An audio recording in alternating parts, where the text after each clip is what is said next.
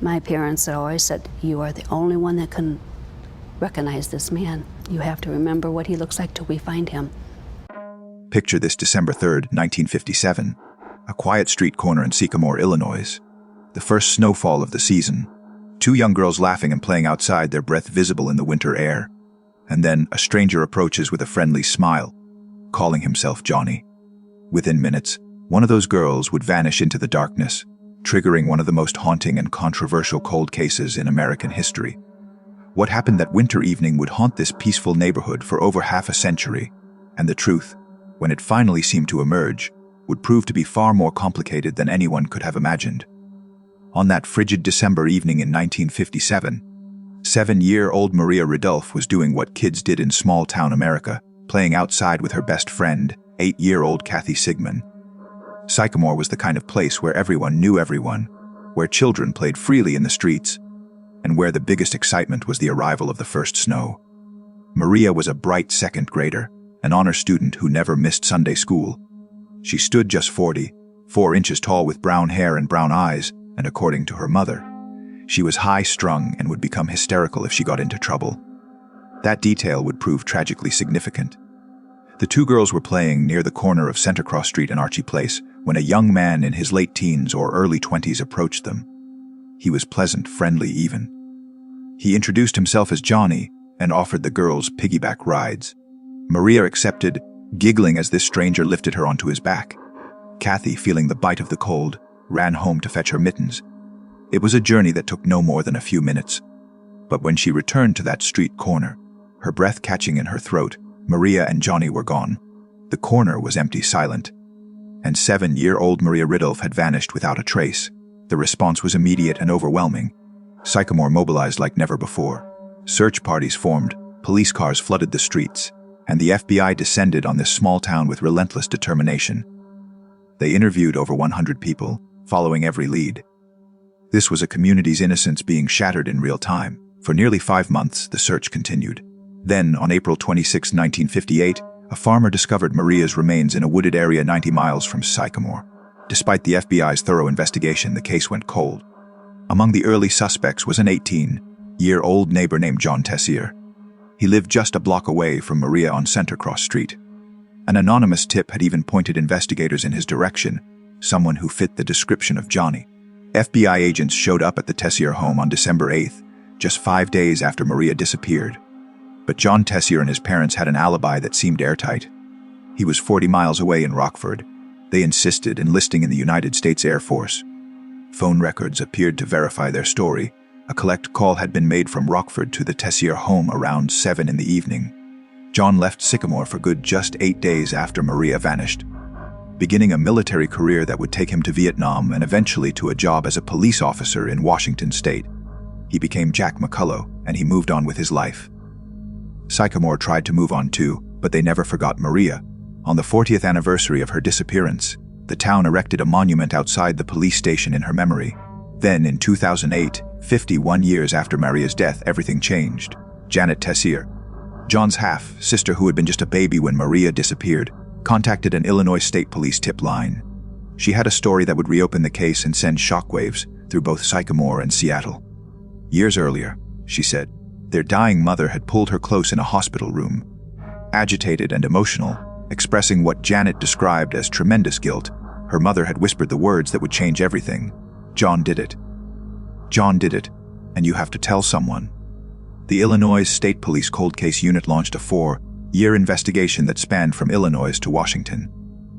They interviewed McCullough's former girlfriend in Florida, who provided a crucial piece of evidence, an unused military train ticket from Rockford to Chicago dated December 1957. If McCullough hadn't taken the train, investigators theorized he could have driven his distinctive battleship, Grey Coupe, back to Sycamore, kidnapped Maria, and then driven to Rockford. They found a high school friend who claimed to remember seeing McCullough's car in Sycamore that afternoon. Most compellingly, they showed a photo lineup to Kathy Sigmund, now Catherine Chapman, Maria's childhood friend who had been the last person to see her alive. 52 years later, Kathy identified John Tessier's yearbook photo. That was Johnny, she said. She was certain. In 2011, Seattle police arrested McCullough. The evidence was largely circumstantial, no DNA, no physical evidence, no confession.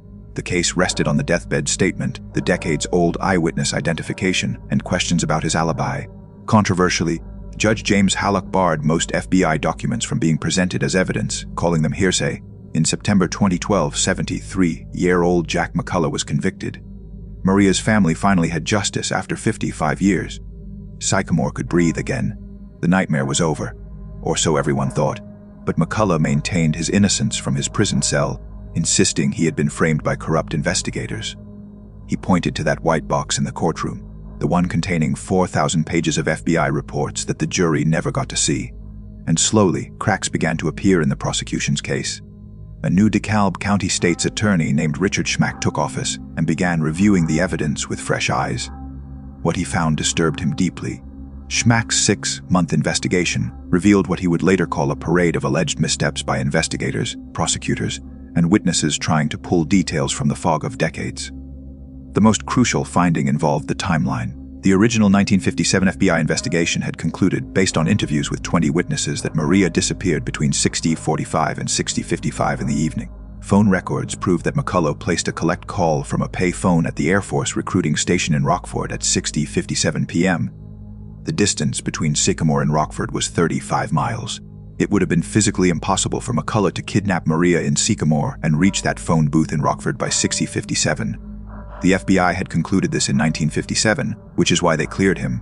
But when the case was reopened in 2008, the Illinois State Police investigator told the grand jury that Maria had disappeared a little bit after 6:00 p.m., not 60:45. This seemingly small change made McCullough's alibi irrelevant and paved the way for his indictment.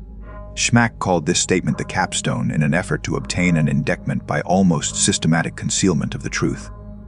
He found additional evidence supporting McCullough's alibi, statements from Air Force recruiters, witness interviews establishing the accurate time of Maria's disappearance, all of it buried in those documents that had been excluded from trial.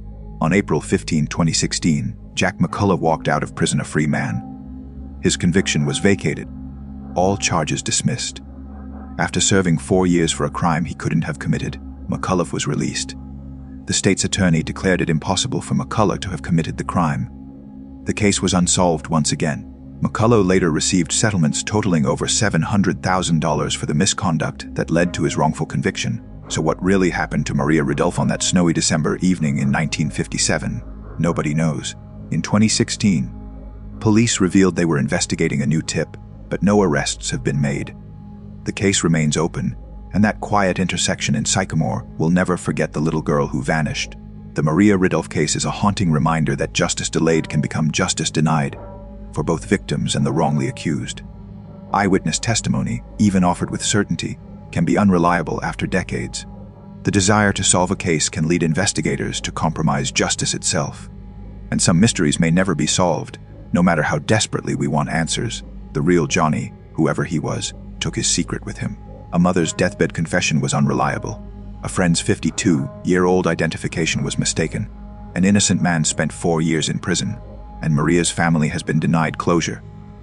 Knowing the person who took their little girl has never been held accountable.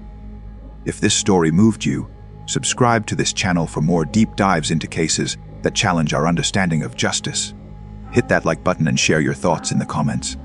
Do you think this case will ever be solved? Your perspective matters. Remember, behind every true crime story are real people. Maria Ridulph was more than a cold case. She was a 7-year-old girl with her whole life ahead of her.